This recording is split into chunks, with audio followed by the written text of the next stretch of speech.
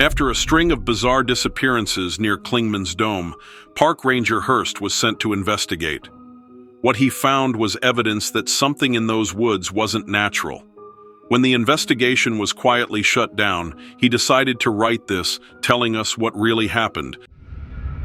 Welcome to Weird Encounters, a place where the ordinary fades into shadow and the unexplainable comes alive.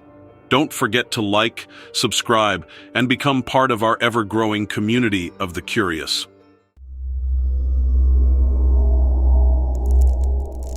My name's Daniel Hurst, and I've gone back and forth for years about writing this. I used to be a park ranger with the National Park Service, stationed at Great Smoky Mountains National Park, based mostly out of Clingman's Dome Road and the Sugarlands District Office.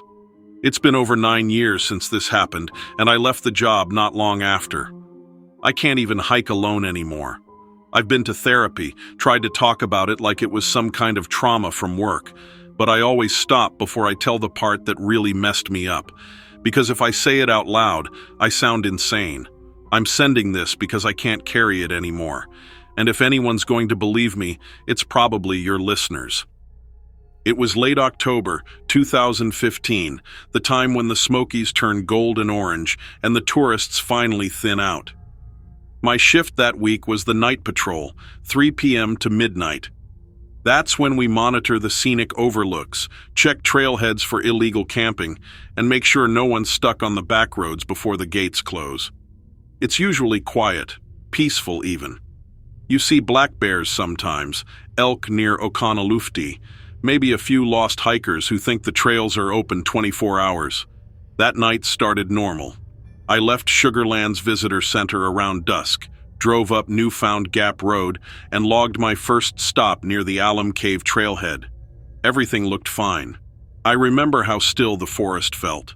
No wind, no bugs, just that thick silence that makes the air heavy.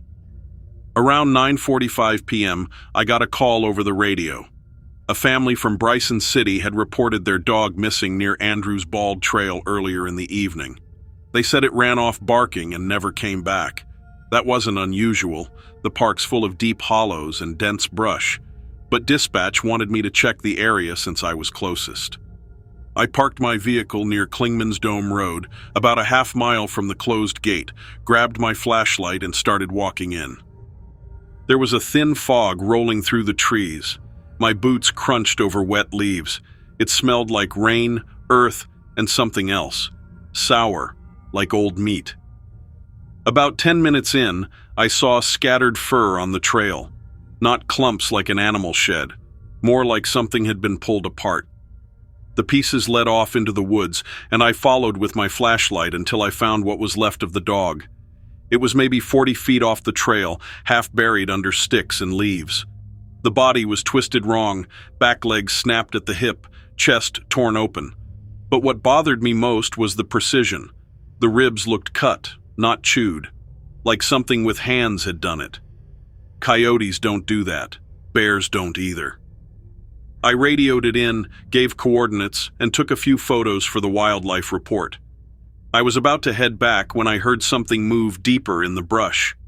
It wasn't a deer, too heavy. A slow step, then another, then silence. I called out, "Hello? Park Ranger. If anyone's out here, you need to identify yourself." Nothing. Just the fog thickening, swallowing the beam of my flashlight. Then something whistled. It wasn't a bird. It sounded like a person. 2 short notes like someone signaling. I froze, called out again. No response. Just that same whistle. Closer this time.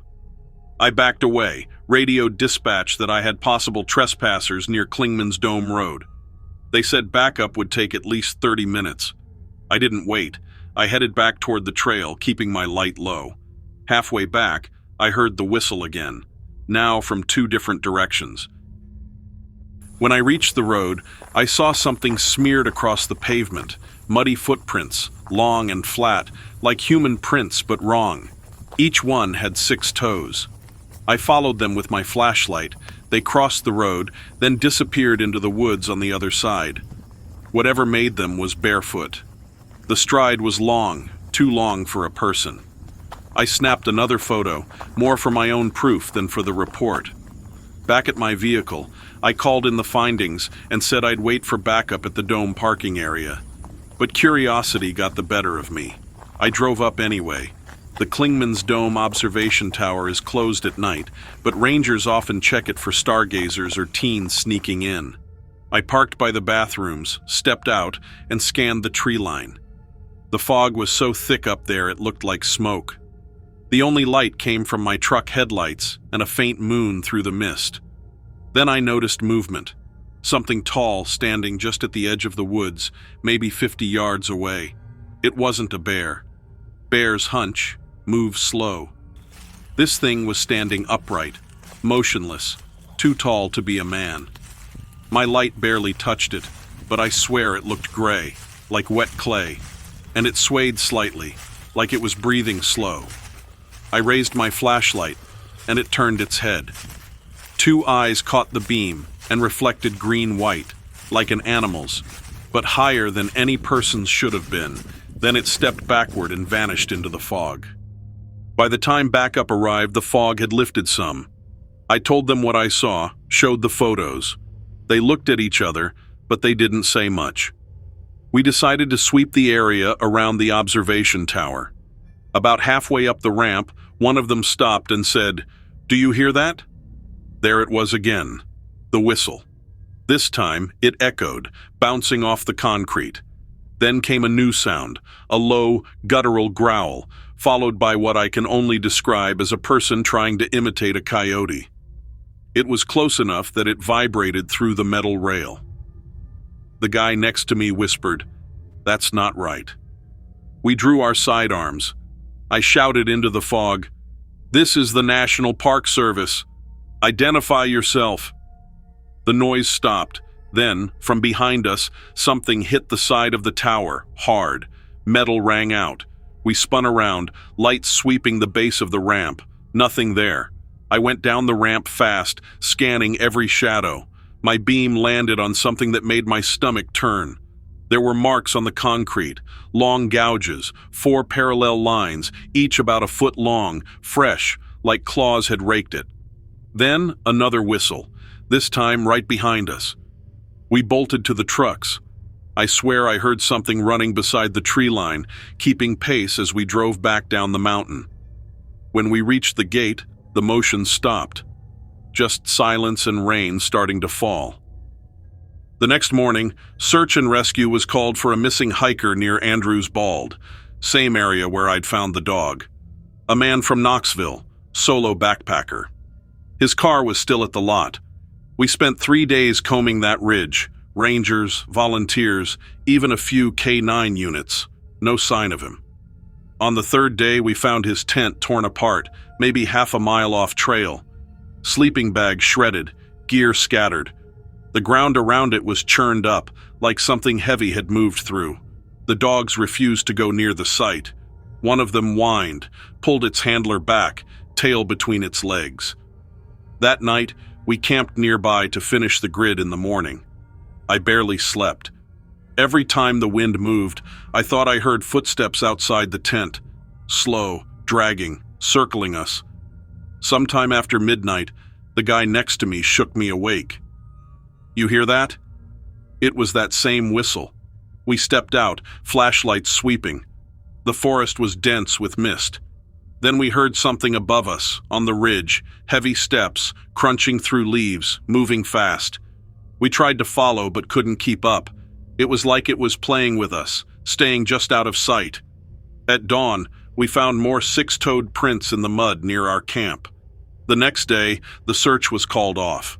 Official report: missing person presumed lost in hazardous terrain. Unofficially, everyone stopped volunteering for night searches after that. I filed my report, left out the part about the eyes, the whistling, the thing standing upright. Just said we heard unidentified noises and found unusual tracks. 2 days later, I was called into the chief ranger's office. He slid a printed version of my report across the table and said, "You didn't see anything unusual out there. Understood?" I asked what that meant. He said, There are things in those woods we don't talk about so the public doesn't unnecessarily panic. Then he handed me a new version of the report, edited.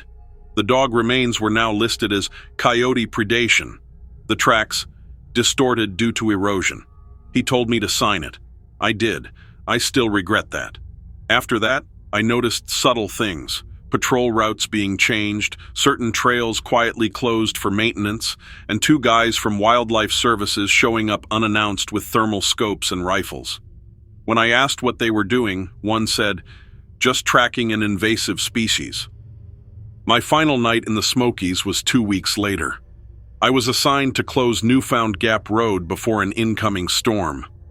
It had been raining all day, the kind of cold, steady drizzle that soaks through your jacket no matter what.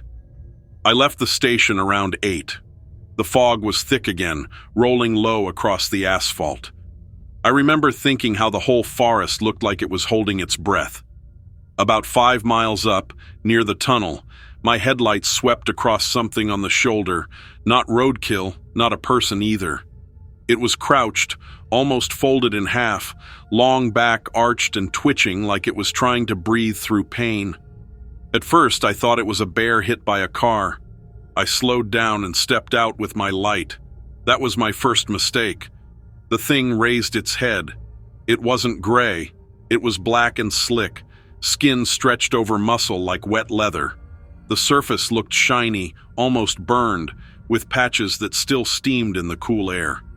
Its head was too big for its body, shaped like an hourglass turned sideways, with deep eye sockets that caught the beam and flashed a dull amber glow instead of white. When it opened its mouth, I saw rows of teeth set in rings, spiraling back like a lamprey. There was a sound, wet, gasping, and then a high, trembling whistle that made my stomach twist. I drew my sidearm, shouted for it to stay down, but it scrambled upright on limbs that looked jointed backward, like a spider trying to walk upright. Then it turned and bolted into the trees. I should have left right then. But I didn't. I told myself maybe it was a wounded animal, maybe even a person burned in a fire, delirious. Anything that made sense. So I followed it. I grabbed my flashlight and sidearm and pushed into the woods, calling out that I was a ranger there to help. The fog muted everything. The beam only reached a few feet before turning white. There was movement ahead, branches snapping, something fast weaving through the trees. I followed until the forest opened into a small clearing. That's when I saw the camp, if you can call it that. It was a circle of crudely lashed branches and tarps, like someone had built it out of garbage. The ground was littered with animal bones and something else, small gray shapes that I realized weren't animals at all. They looked like remains, pieces of something human. Fingers, part of a jaw, a shoe half buried in mud. The smell hit me like rot and sulfur mixed. My eyes watered. There was a fire pit, too, still warm. But instead of wood, it looked like bones and plastic had been burned together. I stepped closer and saw crude markings scratched into a metal sign. An old trail-closed post turned on its side. The scratches looked like letters, but wrong, backwards, looping over each other like someone was trying to write without knowing how. Then I heard breathing, not mine, behind me. I turned and caught it in the light. The thing had circled back. It was crouched on a log, head cocked like it was studying me. Up close, it didn't look like anything from this earth. Its skin rippled, twitching as if something underneath was moving. I could see thin, finger-like limbs flexing just beneath its ribs, like it was made of more than one thing. Then it spoke. It copied mine in a warbling, broken voice. I fired, missed, and it screamed. Not from pain, but from anger. Then all of a sudden it lunged towards me. I ran. I don't even remember deciding to. My body just moved. I tore through the brush, tripping, sliding down a ravine. The thing followed, fast and quiet, except for that wet, clicking sound it made when it moved. Every few seconds, it mimicked me, repeating the sounds of my footsteps, my breathing, my gunshot. It was like it was trying to learn me. When I reached the creek bed, I dove behind a fallen log. My flashlight flickered. Through the beam, I could see its outline, tall, bent forward, head swiveling side to side like it could smell me. It made that whistle again. 2 notes. Then it started sniffing the air. I held my breath. My hand was bleeding from where I'd fallen. I remember the metallic smell of my own blood mixing with the rot in the air. Then it lunged at the log.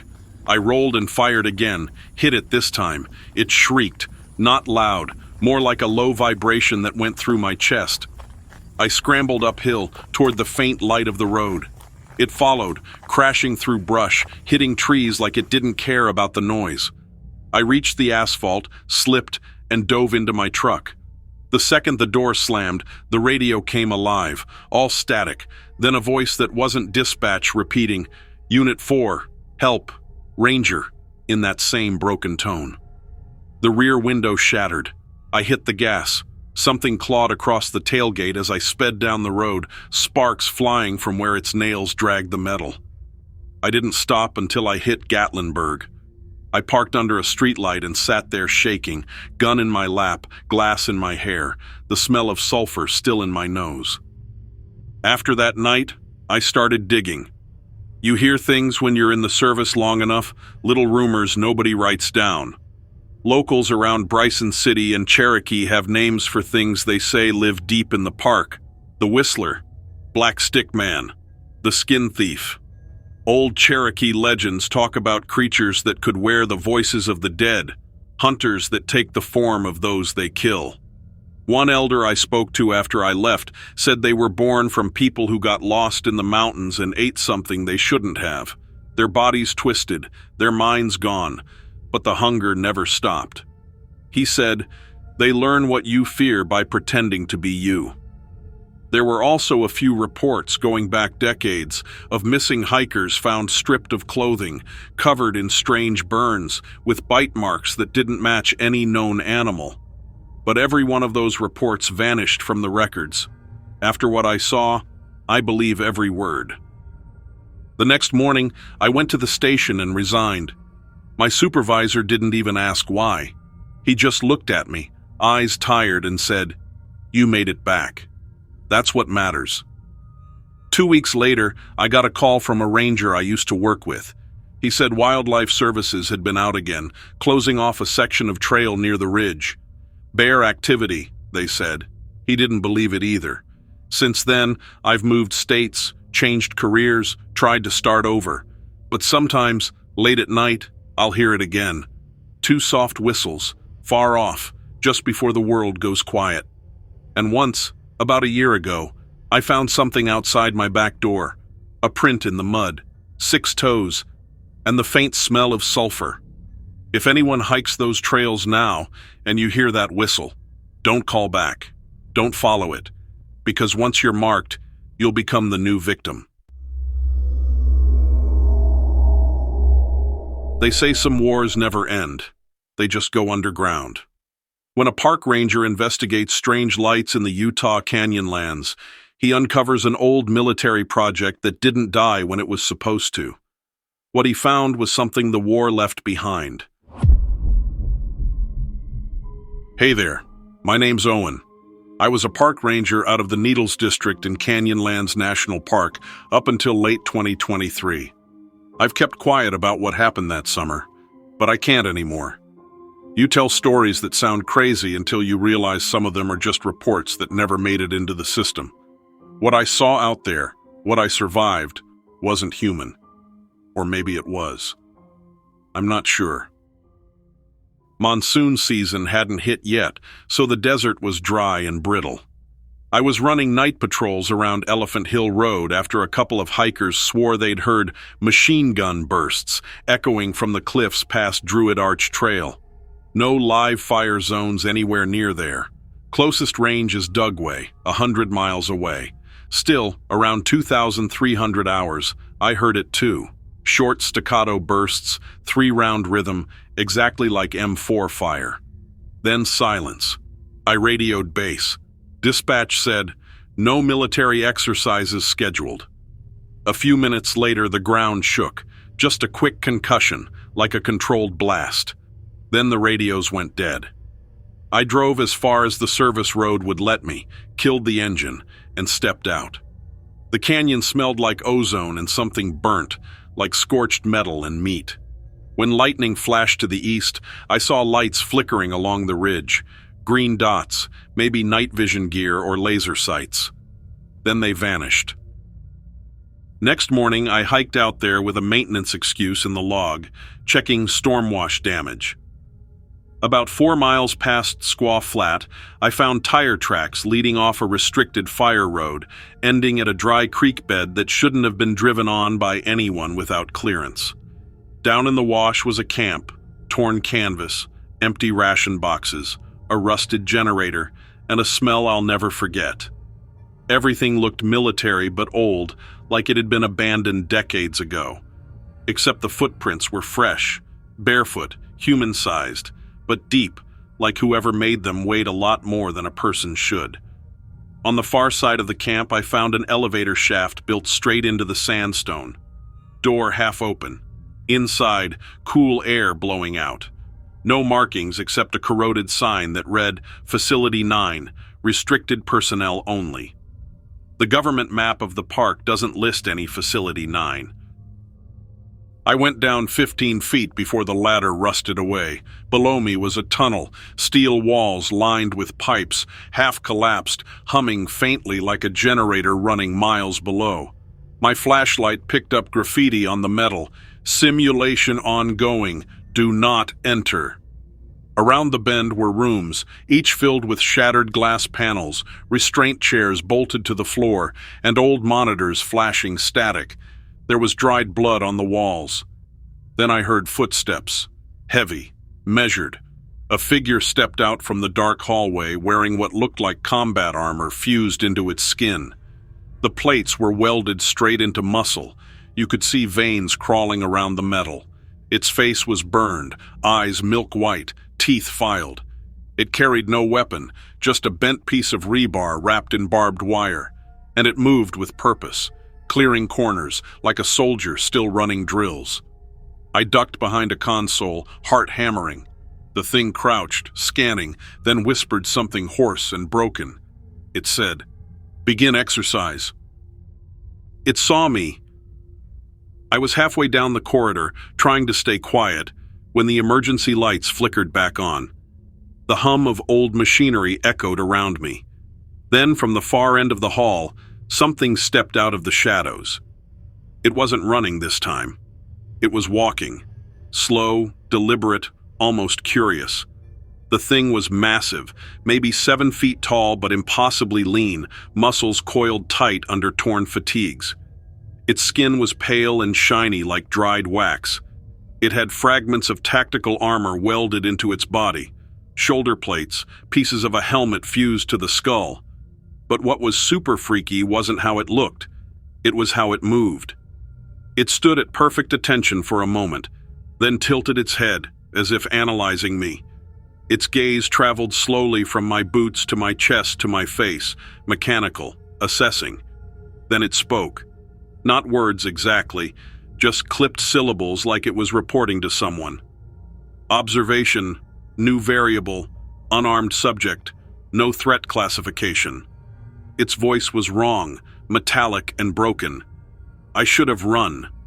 But for a moment, I just stared back. The thing stepped closer, close enough that I could smell it, a mix of oil and decay. Its chest rose and fell too quickly. I raised my flashlight instinctively. Then it took one long step closer, stopped, and blinked. That blink made me realize it was still partly human. There was something in its face, confusion, maybe even recognition. Then, in a voice low and cracked, it said, "Status. Confirm objective. Reacquire command." I shined my flashlight from its body to its face. That's when I saw the number across its forehead, a 17, stamped deep into scar tissue. It whispered something else, barely audible. "Unit, awaiting orders." I started backing away, step by step. There was a metal ladder against the wall behind me. I hadn't noticed it before, At the top, a hatch with a manual wheel lock. I turned and climbed. Halfway up, I looked down. The mutant hadn't moved. It was watching me, head tilted. When I reached the top, I spun the hatch lock, pushed it open, and crawled out into the night air. The cool desert hit me. I looked back through the opening, expecting to see it coming after me. But it just stood there at the bottom of the ladder, staring up. Then it spoke again. Calm, steady, and cold. Target escaped. Awaiting next objective, I closed the hatch and it sealed itself with a loud click. I took 2 steps into the sand, then felt a sharp sting in the side of my neck. My hand went to it, a dart. I tried to pull it out, but my fingers went numb. My knees hit the ground. I woke up in the hospital in Moab 2 days later. Park Service said a gas pocket caused a landslide. My truck was found a mile from the blast. A man in a gray suit came by that night. No badge. He said he was Federal Safety Inspection. He asked how much I saw. I told him the truth. He leaned close and said, "Ranger, what you encountered was an unauthorized relic of Cold War training. Contained. Forget it." Then he left an NDA on my bed and told me my post was being reassigned to Arches Visitor Center. When I got back to Canyonlands a week later to collect my gear, the fire road was paved over. New sign. Rehabilitation zone. Do not enter. When I got back home to Grand Junction, there was a manila envelope waiting for me in my mailbox. No return address. Inside were my park ranger uniform, my ID, and a short typed note that said, "Your assignment at Canyonlands has been completed. Thank you for your cooperation. Do not attempt to re-enter federal land in that area. Project Oversight, Division A." No one ever mentioned Facility 9. The park logs for that date were erased. My radio logs, too. After I left the service, I talked to a retired ranger named George Madsen. He worked here in the 70s. He said back then the Army leased a patch of land under the park supposedly to test environmental endurance for infantry. They built underground bunkers, pumped in heat and isolation, tried to see how long soldiers could survive without command. Only a handful came out. The ones who didn't, they sealed them in and flooded the tunnels with gas. George said locals still hear automatic fire echoing after storms, like the canyon replays the training. He called them the War Gamers. There are mentions on obscure Cold War archive boards about projects in this area and something called Biobehavioral Training Initiative, supposedly attempts to create autonomous combatants capable of endless operation without command. They used sensory deprivation, hormone manipulation, and neural reprogramming to push human soldiers beyond breaking. The documents mentioned Phase A-17 field assets lost in southwestern containment zone. Maybe that's what I encountered. I no longer go near the Canyonlands anymore. There are strange things I can't fully explain. And so, another strange encounter fades away. A trick of the mind, or something far more unsettling. That's for you to decide. Thank you so much for watching my stories. Make sure you hit that like button, subscribe, and turn on notifications. Your support is what keeps this channel going.